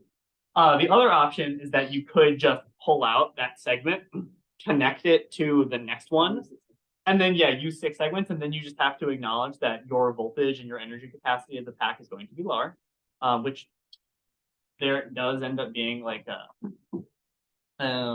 basically you end up running into this limitation where, how I said that the battery voltage, the motor voltage are separate? Well, assuming you run the motor in normal conditions, the motor, how the motor has a voltage? The motor voltage actually doesn't want to go above the battery voltage. It will like go up to and stop at the battery voltage. So if your battery voltage goes lower, since we said motor voltage and motor RPMs are directly related, you can actually have a lower top speed if you cut out segments. That's not, you can get around that by doing this special controller thing called field weakening, where you basically like force it to go above the voltage. But that's like special behavior, and we currently are planning to do that. Okay. So when also like it breaks, is it just permanently gone, or like can you get like rebonded? Or... So there, I guess, would be 2 options. It would depend on why it broke. If it broke because like the bus bar fucking broke off, like mechanically a failure, or let's say someone bumped it and hit it or whatever, we would have to take some measures to re-adhere those things. But yeah, we could totally ship it back because Hess only operates in California, bonding company. So we could totally put it back in one of our bomb-proof boxes, ship it back to California, and they could go whoop, whoop, whoop, whoop, whoop, bond it back up for us and ship it back. The main problem is that obviously they're a real company and they do this for free for us because they're homies. So that means we are at their whim. Sometimes they do it in a day, sometimes they do it in a month. So we really want to make sure that we're not like doing this last second. And also not nearly as well, would definitely fail sooner and be a lower fusion current, but we do have a spot welder and we could just like weld a little piece of nickel that would make it work. Yeah, we would be very current limited, because Would be like, like- but like it would be possible. So there are theoretical backup plans. Okay, cool. And then obviously we talked about bonds. Bonds I think are pretty straightforward. Little piece of metal, ultrasonic weld on either end. Oh, I guess I should also mention, especially if you're on the mechanical end of things, these bonds are the bane of your fucking existence. So can anyone? So I guess there's some nuances to the fact that what I mentioned. The bonds are ultrasonically welded to the battery cell and ultrasonically welded to these bus bars. Can anyone think of how that may affect the mechanical design of the system? Like ultrasonic welding, what requirements do you think that would put on the system? Any ideas? So that's a great idea. Yeah, since you're doing a lot, since fundamentally you're using vibration to be able to generate the bond, you have to have a system that is tolerant to vibrations and can actually hold the cell in place. Because the idea is, let's say I just like with my fucking hand held the battery cell as they tried to bond to it. My hand is very compliant. And the battery cell, rather than getting bonded to, it would just wiggle back and forth with the bond head and wouldn't do anything. For anyone that doesn't know how ultrasonic bonding works, the understanding I have is that it wiggles a little bond head and it uses that to generate heat, and that generation of heat is allowed to very locally heat up part of the bond and then actually mechanically like weld it to the surface. I don't know if that's actually accurate. That was how it was explained. But yeah, so that's the idea. Whatever, a lot about what the bond and all that stuff. But yes, exactly. You get into this problem that now your entire battery pack has to be designed in such a way where it can withstand like, kilohertz frequencies of vibrations, no problem. Which is great because the fact that our car already vibrates at very, very high frequencies as we drive down the road. But it does mean that it's annoying because the mechanical considerations start to become a total pain in the ass. So our battery cells are held in place by a cell holder. Wow, we're really creative. If you go to other companies, they'll call this something like a cell matrix. There's cooler names. We call them cell holders because they hold cells. And the big thing that I want to highlight about them is that we have really, really aggressive requirements on the actual material that we can make our cell holder out of, because it has to be super, super rigid. So What is it made out of this year? it is made, depending on which segment you're talking about, it's either made out of like a 3D printed material that is highly glass filled. Well, all of them are made out of highly glass filled 3D printed materials. It's either Pt.1 40% glass filled or Pa6 30% glass filled, depending on the segment. The Pt.1 is MJF, the Pt.6 is FDF. If you know what it is. Not at all. Different 3D printing. Different 3D printing types. So this may be a little bit more interesting of a question. Why we have to 3D print our cell holders out of plastic? So For current purposes, because they can't be conducted, right? exactly. Because yeah, obviously, like, it's pretty obvious that like you have a battery cell, and if your battery cell is this is one of the things that I sort of skipped over earlier. You know how we had that, let me take a picture. Oh yeah. So you know how we have this picture of the battery cell where we're like, whoa, oh my god, cool, like you've got your battery cell. And I said we have the positive terminal on one end and the negative terminal on the other. Actually, get psyched out, kid. There's this like ultra thin plastic sheet that they put around most of it. What we have done for our pack is we actually cut them off because if we have to like epoxy these cells into our cell holders to make them hold in place, we actually we cut these sheaths off. We shock them, and we cut these sheaths off so that we can actually like fully epoxy it in. Because otherwise, if you just epoxy to like the outer tape, the outer like shell, you're not actually making a good connection because you're just connecting to a piece of plastic, not the actual cell itself. what we do is we cut these off, and actually the entire thing, like all the metal, like the sides, the bottom, all of it is all the negative terminal. And literally just this little bump on the top is the positive terminal. And then there's a little thin insulating rubber barrier between the two. It's a enamel. There's an insulating barrier. Yeah. And there's a tiny little insulating barrier between those two edges. And so this tells us that, yeah, if you made your cell holders out of something like metal, like, let's say aluminum or steel, whatever, aluminum and steel are all conductive. If you held the two of them, it would short circuit all of your battery cells together and they would all explode. It'd be super bad. What's up, Jake? Oh, that's right. Yeah, we're learning. We're knowledging. Hi. Hi. All right. Yeah. So obviously that tells us that our cell holders have to be made out of something plastic. But if you've ever held plastic, you know that plastic is really fucking wiggly and not strong.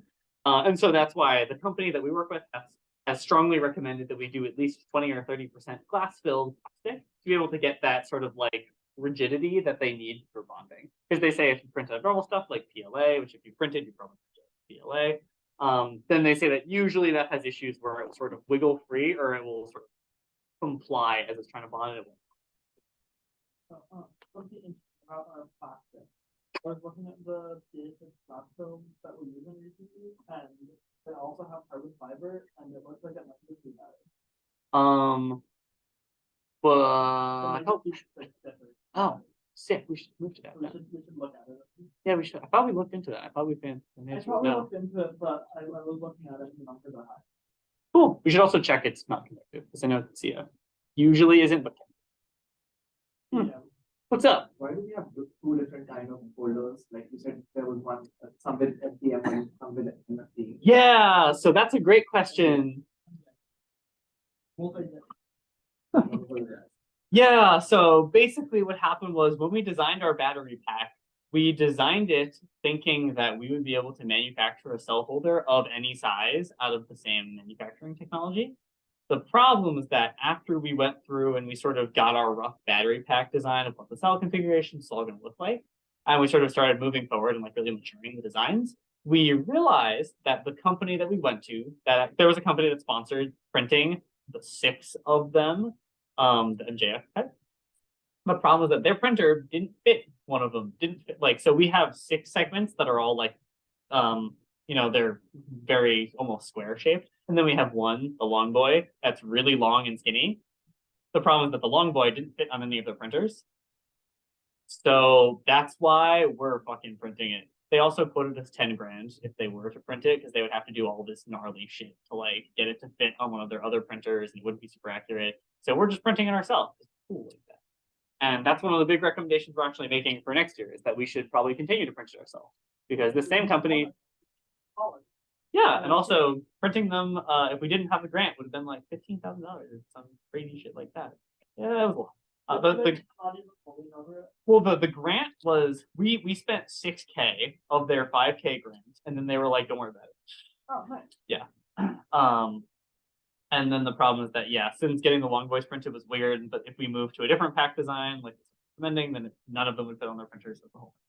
But yes, that's why we have 2 different material types. But ideally, obviously, in the future, we would print all of the segments with the exact same material type, the exact same structure, out of the same material. Yeah. Cool.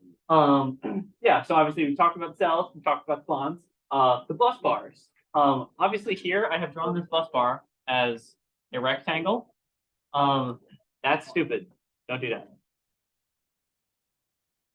And basically the idea that I want to emphasize with this is that actually I guess I'll do like a side view of this to show what it actually looks like. Is you have a battery cell, like the top of the cell that looks like this, another top of the cell, and you actually have a cell holder that sits in here.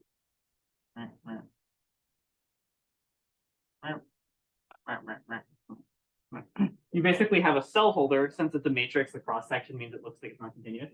But all of this is your cell holder, and all of these are your battery cells, and then your bus bars sit on top in here, and then you bond like that. And then you have another bus bar, and then you have another bus bar on the other side, and you bond to that. Basically, The main thing that we did this year is we were just like, fuck it, whatever, we're gonna make all of our bus bars rectangles, we're gonna make it simple. Well, we ended up realizing that that's apparently like not the standard way to do it, and that's actually not super efficient. Most companies, what they'll do is that they'll actually make their bus bars as big as possible, because A, it makes bonding way easier, because the bonding company doesn't have to be as accurate. So they can do it faster and that's way easier for them. Number two, if you make it bigger, it has more thermal mass, so you don't have to be as concerned about the bus bars overheating. Because, you know, if this is just a piece of copper with a lot of current flowing through it, obviously that generates some amount of heat. And because that's generating some amount of heat, you have to actively cool it. But if you make it big enough, both that reduces the that reduces the resistance. It means it generates less heat, and it also means it has more thermal mass, take longer to overheat. So a common design that people will do is that they'll actually like extend it out and they'll make it basically fill in this entire space. And so you'll end up having this like squiggly design that kind of like goes over all of the cells. And that's a somewhat common bus bar design, that you'll basically push it all the way up to the edges, make it as big as possible. Obviously, this does come with a weight trade-off. Obviously, this does come with a weight trade-off, that you are generating more weight because you have more metal, and it does cost more. So that would definitely be a consideration to be made, to say, hey, is this actually something that's worthwhile? Is this not something we should do? It seems like every other team we've looked at has been doing similar stuff, but it's something to analyze. So, what about in terms of like keeping it away from storing the battery?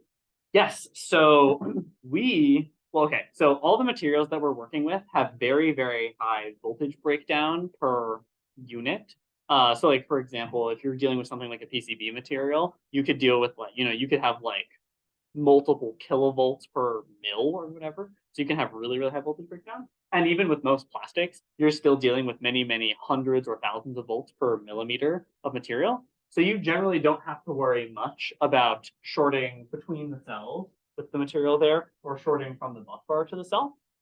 But one thing that's been a big topic of discussion now, in our current battery designs, we do a really bad job of making sure you can't short the wrong cells together. Because we basically, the way that we did it is we designed our battery pack to have these cell holders that sit there with the cells, the bus bars go on top, and then we like arbitrarily put some posts that go up. Because like obviously, our battery pack, there's like a box that it sits in called E-box. And it's basically the whole battery pack sits inside a box, and it sort of protects it and lets it sit there. It means it's electrically insulated from other segments of the battery. That box, obviously, if you think about these bonds, this is currently the highest thing in the pack. So if I want to put it in a box that has a wall, like right here, and then suddenly I put the battery on its side, which, like I said, we have to be able to take impact from all directions. If you do that, it would go up and it would squish the bonds and it would break the battery, which would obviously not be good. So we do these little standoff things that sort of just like go up and press against the lid to make sure that if we do have an impact, it will take those will take the force rather than the bonds, which is, smart, pretty basic idea. But the problem is that if you think about it, there's fundamentally a trade-off going on here. Of A, we're adding more cell holder material, so it's costing more weight, and it's getting this bigger design. And secondarily, we only did little like chunks that stick up, not the whole thing. So I mean, it's actually pretty easy for you to just like drop a fucking wrench on if you take the battery out of its E-box and you just like throw a wrench at it, you can very easily short batteries together. Because like, for example, here, all of these are connected, but you can imagine in a normal battery pack, you'd have more and more and more rows of batteries that are not connected to this. So if I drop, let's say, a screwdriver between this and this, that screwdriver would become a liquid. Well, I guess your bond would fuse. But assuming you somehow managed to miss both bonds, yeah, that screwdriver is fluid. And you would think that, oh, well, the best battery pack designs would put some kind of barrier in here to make sure that you can't drop something to short over it. And our segments kind of do that, but not super well. So ideally, that would be something to sort of be improved with future designs, is adding these standoffs that are actually like fully isolating chunks of the battery. But there are, basically the reason the battery is complicated is because there's like 100 confounding factors simultaneously that make everything hard. So you might think, okay, well, what if I want to isolate this whole part, make it really easy, and make it as safe as possible? I'm going to add this like, separating standoff that goes around the whole thing, so that way they're all separated out. Well, now you have the problem of, this bus bar might overheat. How do you get airflow into this region without, if you have a standoff that's going the whole way around, you can say, okay, well, what if we remove parts of it and we blow air across it? Well, if you're now doing that, then now you have a risk that you can actually short if there's more cells over here. And as we found out, printing a really long, skinny segment can actually be really hard to print or really hard to manufacture. So you end up running into issues there. Okay, let's say you do manage to figure it out. You make your bus bar really thick, so you don't need any active cooling, and you put all these walls all around it. Well, now we run into the BMS problem. Remember how we talked about how the BMS needs to monitor the temperatures and the voltages of every single cell in the battery pack? Or remember how, or I guess the voltage is 20% of them, indirectly all of them. Well, remember how I said that the way the BMS monitors those voltages is by touching one of these bus bars? You need to have a wire that comes in from the BMS and touches that bus bar. The wire needs to go through somewhere. The wire needs to be routed. Well, in one of our potential designs, we actually cut a little slot, like a wire width slot that you could route wires through. But the problem is that that wire also needs to have a fuse in it to make sure that it has overcurrent protection. And now you need to make it wider and you figure out to mount that fuse. And there's just a cascading effect of so many fucking problems. So yeah, I think this goes over a lot of the high level problems that you run into just with this chunk of the battery design. The last few things that I really do want to hit on, because they don't directly affect this part of it, but are, I think, very important elements to just get into your heads before we finish up today. We're about 6:35 right now. Is number one, the maintenance plugs. So you know how earlier I talked about maintenance plug is this high level idea of you need to have a plug that can allow you to connect and disconnect different segments of the battery from each other.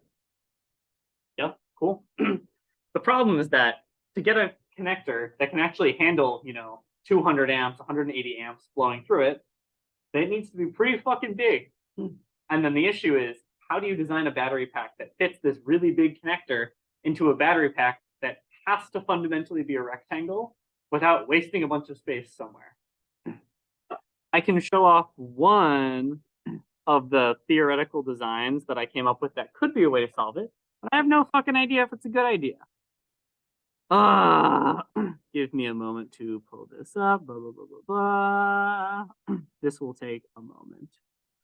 But yeah, as I'm pulling this up, does anyone have any questions?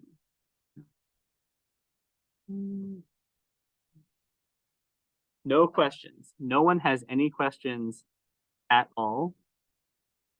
Where did I put? Don't worry about it. You're looking at Jeff. No other questions. Where? Do I not have like a what the fuck? I guess I'm just okay. Don't worry about it. I guess I just can't find it. I'll add a picture of it later and I'll show it off. But basically, you're running into a theoretical idea where you could say, okay, let's say I'm designing my battery pack and I make it a long rectangle. Well, okay, cool. If I need to add a maintenance plug, let's say I add it here. Well, it turns out that maintenance plugs are pretty fucking long. It ends up looking like this. And then now, suddenly you've discovered our current battery pack design. You have a bunch of batteries in here that really efficiently and densely use space with a lot of effort, and a bunch of fucking air that does literally nothing. That sounds super efficient, but that's what we did. And so that's one of the trade-offs that we made in the current pack, is to just like make something work, something that was pretty quick and easy to design. We ended up going through and basically just adding the maintenance plugs on the top of the battery pack. And the problem is it ends up meaning that we have a lot of wasted air in our pack that is not full of cells. And you should basically try to minimize air as much as possible to minimize the size of it.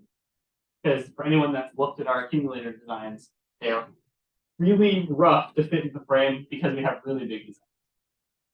What about in terms of putting the maintenance plugs inside the pack? Isn't that also problematic? Yes.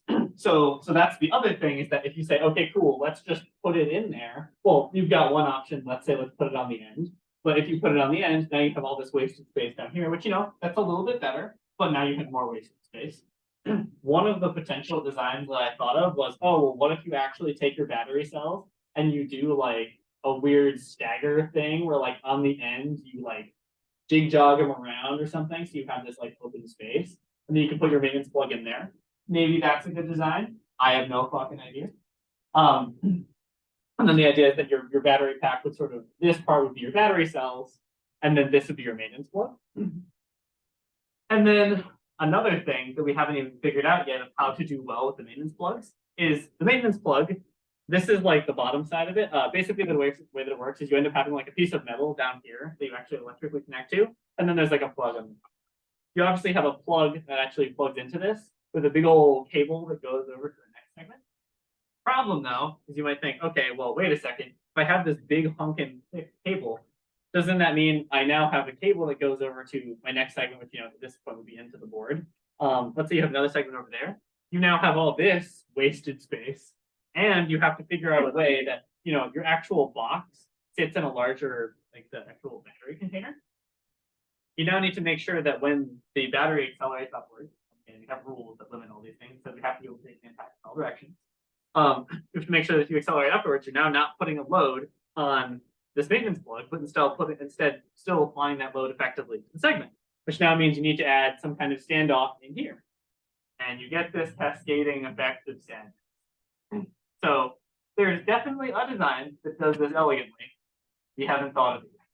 But that's your job as the next generation of battery pack design, to come up with elegant ways to solve these problems.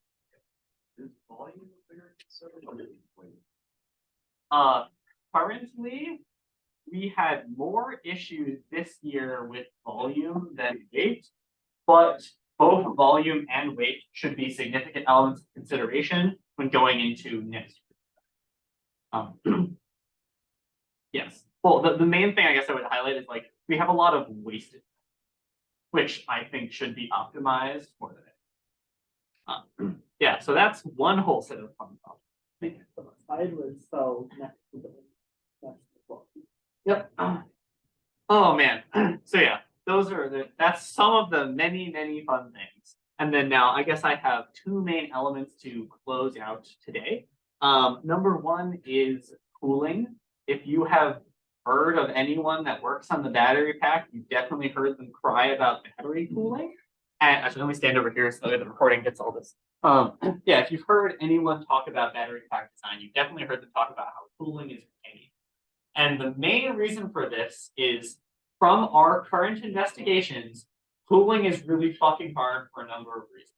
One, there's a lot of teams out there that just drive slow, don't run out of energy, and because of that, they don't generate a lot of heat.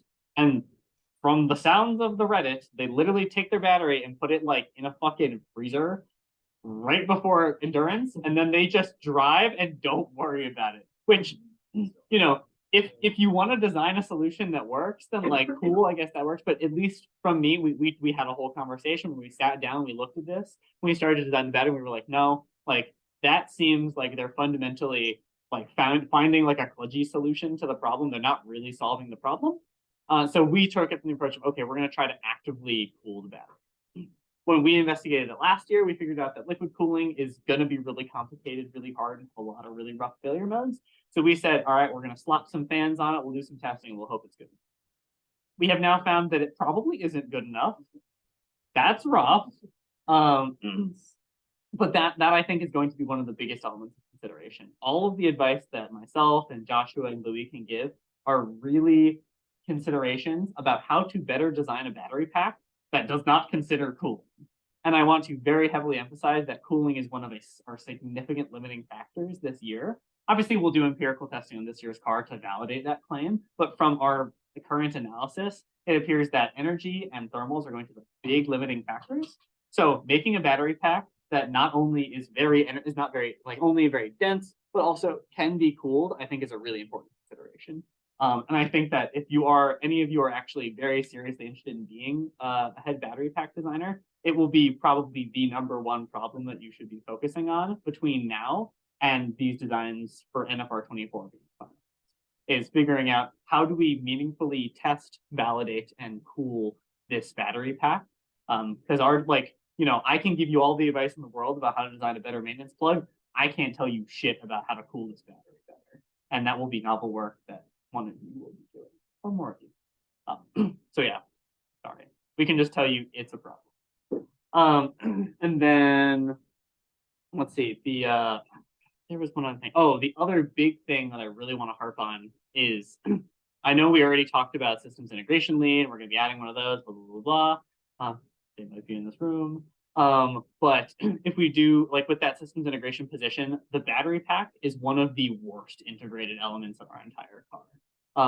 As I mentioned at the beginning, we fundamentally designed the battery pack, the inverter, and the motor to solve all of our problems with a hammer. We picked a motor that can output more power than we need, a battery that can output more power than we need, and an inverter that can output more power than we need. And we somehow managed to design a system that can output more power than we need and more torque than we need, but we'll run out of energy before we finish endurance, and we'll overheat before we run out of energy. Clearly, that shows that there are some gaps in our vehicle-wide integration. And I think that that should be the #1 driving factor for battery design going forward. I can give advice and recommendations. Me, Joshua Lou, can give advice and recommendations on how to design like segments of a battery. But designing a well-integrated battery is something that you have to work very closely with the integration lead and modeling your drivetrain to really understand how to do that well. I think it would potentially be a very foolish endeavor to just take our exact cell configuration and then just make it denser. You could do that, and that's something that I've already gone through the exercise of trying to do. I figured out a design that's way denser and way awesome like that, but it still doesn't fix cooling, and it still doesn't solve the fundamental problem. We do not have a well-integrated drivetrain. Those, I think, are some big pushes that the team seems really excited to work on this year of integration and communication collaboration. I'm really excited to see what you guys come up with. But that's currently not something that any of the existing people can give great advice. So, that. Any questions? What's up? So that the better than we have now, Our current specifically, if we drive our vehicle at its peak performance, we will both overheat and run out of energy before we finish endurance. Obviously, we're like, assuming we pass tech and all that, we get into endurance, we just like have plans in place where we will just not push our car as hard, and then we'll use that to finish endurance by, driving slower, being careful. But obviously that is an unfortunate situation that we somehow managed to have a battery that we have to limit the performance of our vehicle because we're going to run out of energy. Yeah, and that could be a vehicle-wide push as well, but that's definitely something the battery team should be considering. Yeah. No other questions? Cool. Well, then we've been here for an hour and 45 minutes. I hope you've all learned a lot. And then, yeah, we'll dive probably more into details of these exact problems and how we implement solutions to them in the meeting. I think we'll probably have another 2 of these is based on how much we covered in this one, the vibes I'm getting. Yeah, if there's no question, what's up? Yeah, there'll be an exam at the end of the semester. There is no take home. Shut the fuck up. Yeah, awesome. So yeah, if there's no questions, then have a good Sunday, y'all. I have a question. Yeah, what's up? About the maintenance plugs. The maintenance plug? Yeah, Can what's you up? design plug effect? I feel like we've just been working previously. So the big thing that we've realized with maintenance plug for designing a custom connector is designing a connector seems really easy, but it can become very challenging. Designing it, sure. Making it sounds Because the main problem you'll run into is that #1, your connectors all have to be approved by the electrical judges, and they have to be and they have to be validated to work with the currents you're working with. I'm assuming to get the current to go through them well, the tolerances have to be really, really good because they have to be a test fit of metal on metal with a large. Yeah, and that's hard. Yeah, so there is definitely a universe in which we make our own maintenance plug, but it's something that I would recommend if someone's going to do it, they would have to put significant time and effort into designing, testing it, and making sure that it works, and then communicate very early with the nodes. It's not off the table, definitely. Well, just because I know we've had a lot of trouble with Yeah. previous maintenance plugs, but it feels like we've been working with 2 different designs and trying to consolidate them rather than. Well, we also, the reason that we keep having to so ideally you would never modify your maintenance plugs. And the reason we have to keep modifying them is because obviously we already have a manufactured battery segment that we now need to pivot to. misplaced, then we ended up using the one that we designed it for fell apart. And No, we he was there for this. Yeah. Yeah, and so that's the, yeah, and so that's the main problem. Is like, if we designed a segment that, if we designed a segment around a non-modified, off-the-shelf stock maintenance flow from the beginning, it would be as easy as put it in, bolt it, move it. And like, so I think there's definitely a discussion to be had about considering making your own, but I would strongly assume that discussion will end up coming to, we probably shouldn't make it. Yeah, I'm leaving it so people can hear these things. Because I'm gonna post all these on YouTube or something. They asked to have them. Cool. Thanks. Of course. What's up? Do you have questions? Cool. Questions? You have numbers? look at the numbers for the two materials. Bye. Thank you, Chris. Of course. Have a good one. See ya.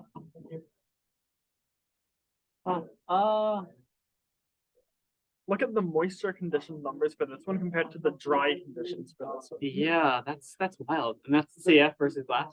Every millimeter. The CF is 1 to 10 times 10 to the 8 ohms per SQ. Is this purchasable? Yeah. Like $150 for 2 kilograms. from where? Polymaker. Okay. So but, well, like it's like we could just go on like buy and like get it. Like, it's not hard. Okay. Okay. Cool. But it is a tiny bit conductive. Okay. Oh, like One- we have to worry about it, or like 1 to 10 times 10 to the 8 ohms per SQ, it says.